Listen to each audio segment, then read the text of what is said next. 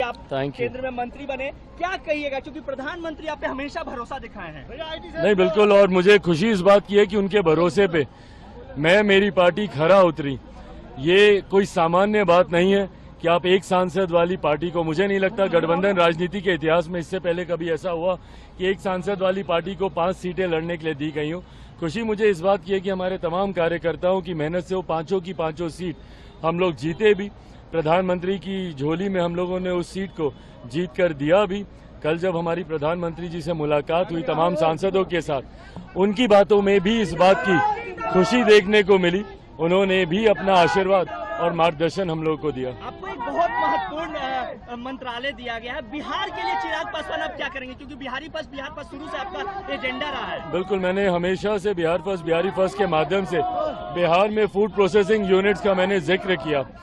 हाजीपुर का केला हो या मुजफ्फरपुर की लीची हो या यहाँ का आम हो या यहाँ का मखाना हो, मैंने हमेशा कहा है कि अगर यहाँ पे प्रोसेसिंग यूनिट्स लगेंगे तो यहाँ के किसानों को ज्यादा आमदनी मिलेगी, राज्य का राजस्व बढ़ेगा, युवाओं के लिए रोजगार के अवसर खुलेंगे।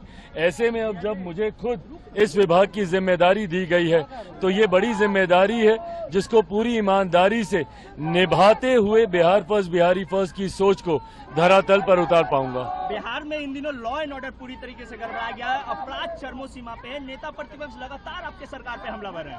नहीं, और ये चिंता का विषय हम सब के लिए है। मेरी मुख्यमंत्री जी से भी इस विषय को लेकर मेरी बातचीत हुई है। आने वाले दिनों में इस बात को सुनिश्चित किया जाएगा कि अपराधियों की धरपकड़ कर अपराध को नियंत्रित किया जाए, क्योंकि अपराध को कतई बर्दाश्त नहीं किया जा सकता। हाल फिलहाल के दिनों में आपराधिक घटनाएं जिस तरीके से बढ़ी हैं, ये हम सब के लिए, हमारी सरकार के लिए चिंता का विषय है और इसको जल्द नियंत्रित करने के लिए सरकार तत्परता से कार्य कर रही है। पुल भी गिर रहे हैं चिराग जी, 10 दिनों में 4 पुल गिर गए हैं। ये भी बहुत दुर्भाग्यपूर्ण है और ऐसे में गुणवत्ता के साथ जिसने भी भ्रष्टाचार किया है, ना किसी दोषी को बख्शा जाएगा। मेरे प्रधानमंत्री भी इस बात को लेकर चिंतित हैं।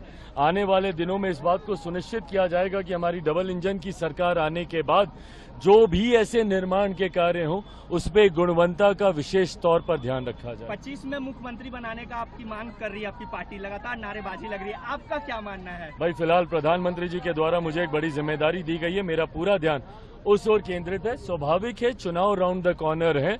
लोक जनशक्ति पार्टी रामविलास भी पूरी तरीके से आगामी बिहार विधानसभा चुनाव की तैयारियों में जुट गई है। आज का जो हम लोगों ने कार्यक्रम, जो बैठक भी रखा है, उसमें भी चुनाव को लेकर कई बिंदुओं पर चर्चा हम लोग करने जा रहे हैं। पार्टी ऑफिस कब तक आप ले रहे हैं? मुख्यमंत्री जी के अधिकार क्षेत्र में है ये। आने वाले दिनों में हम लोगों ने इच्छा जरूर रखी है, क्योंकि 5 सांसद हैं हम लोग के।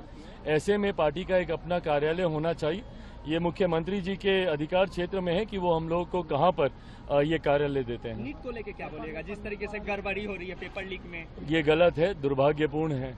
ऐसे में इतना मैं जरूर कहूंगा कि हमारी सरकार पूरी तत्परता, ईमानदारी के साथ छात्रों के भविष्य को सुरक्षित करने की सोच के साथ आगे बढ़ने का काम कर रही है। नीट मामले में कई स्टेक होल्डर्स हैं, कई ऐसे छात्र भी हैं जो री एग्जामिनेशन के पक्ष में नहीं है। 24 लाख स्टूडेंट इसमें इन्वॉल्व हैं।